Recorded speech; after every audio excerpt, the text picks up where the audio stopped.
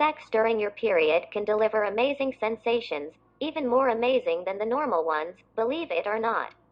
If you can get past the cultural taboos, it opens up a week that's otherwise limited to tubs of ice cream and stomach cramping.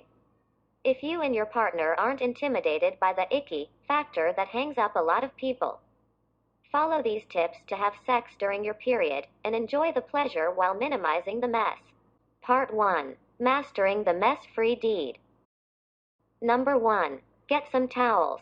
You don't want your menstrual fluid, combined with everything else, to soak into your sheets and mattress, so while you're having sex, place some towels beneath you and some tissues to your side.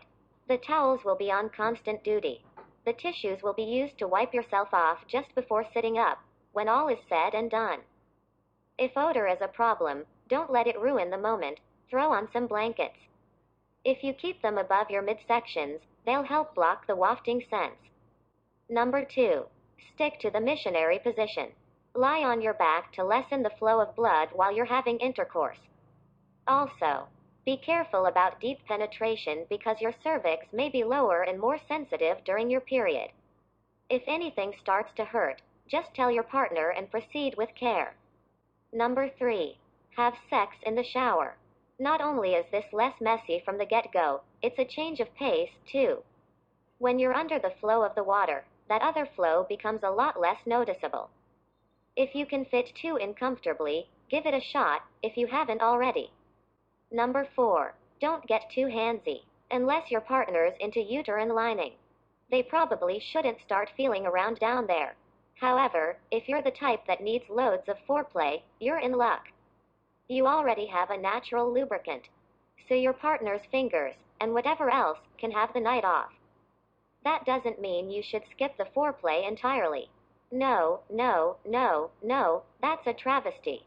Just use it as an excuse to experiment with new tricks and moves. Number 5. Stick to your lighter days. This just makes sense.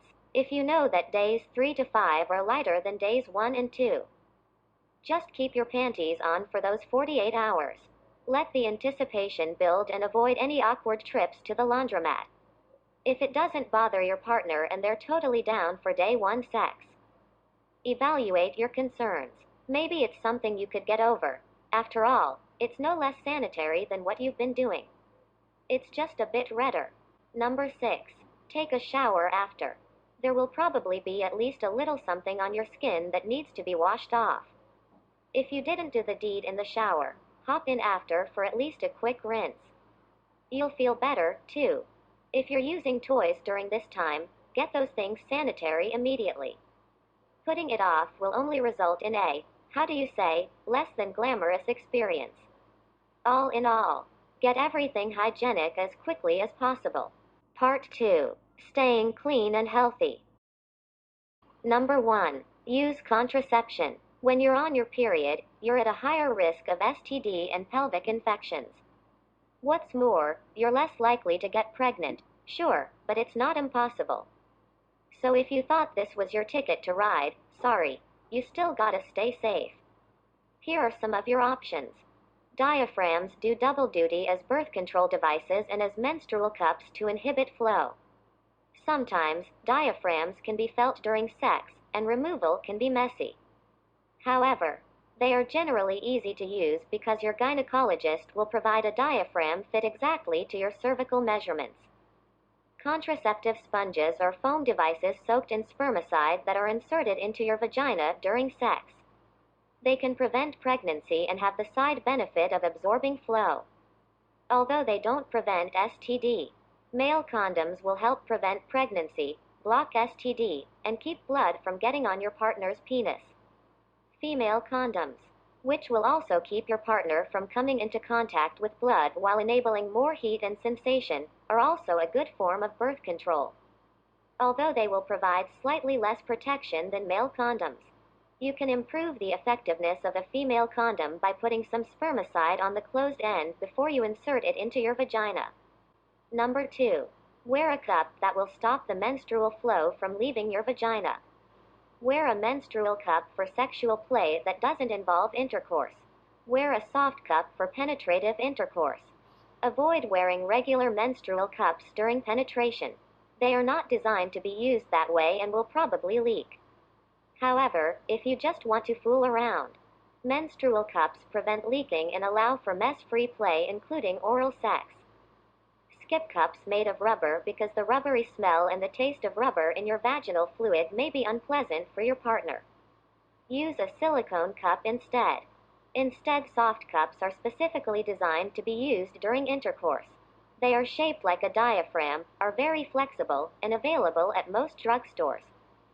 Keep in mind that while you can have intercourse with a soft cup, it doesn't work as a contraceptive. Number 3. Know that sperm can stay alive for up to 72 hours.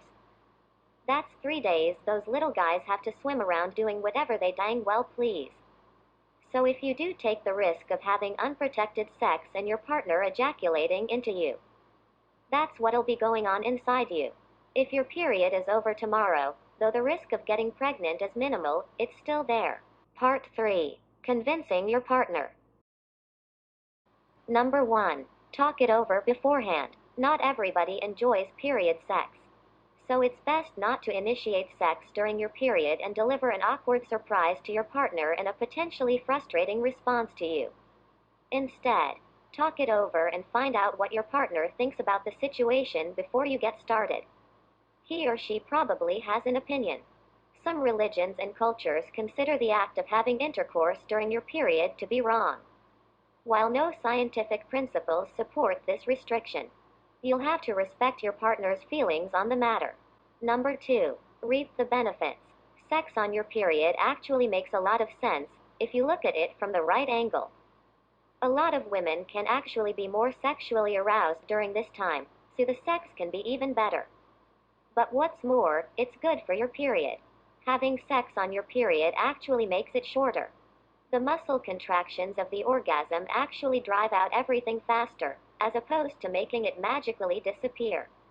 Your period may be a bit heavier, but it'll shrink in duration. Your cramps will be lessened. An orgasm is our body's version of a natural painkiller. It's a rush that wipes away all those aches and floods our feel-good receptors in our brains. If you're out of Midol, take to the sheets. Number 3. Be confident. Your period and your vagina are in no way dirty or gross. Having sex while menstruating isn't weird, uncommon, unhygienic, or unsafe. It's all in your head, so quit psyching yourself out. If both of you enjoy it, and you inevitably will, why the fuss?